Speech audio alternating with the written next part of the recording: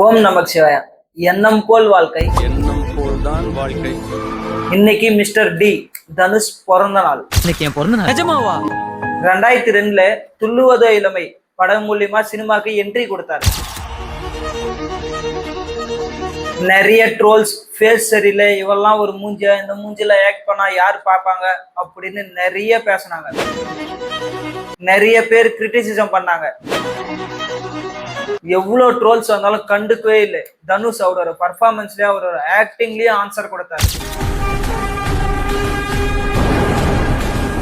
காதல் கொண்டன், புதுப்பேட்டை, அசுரன், விஐபி, ஆடுகளம், இது மாதிரி ஒரு படத்துலயும் அவரோட ஆக்டிங்க பிச்சு உதறி இருப்பாரு. அது மட்டும் இல்லாம இப்போ போயஸ் கார்டன்ல வீடு, இது பத்தாதுன்னு ஹாலிவுட், பாலிவுட், கோலிவுட் அப்படின்னு எல்லா வுட்லயும் கலைக்கிட்டு இருக்காரு. நேஷனல் அவார்டு வாங்கின ஒரே actor.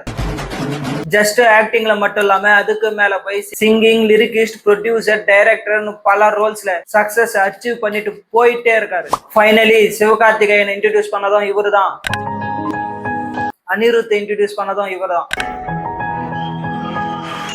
Happy birthday Mister D.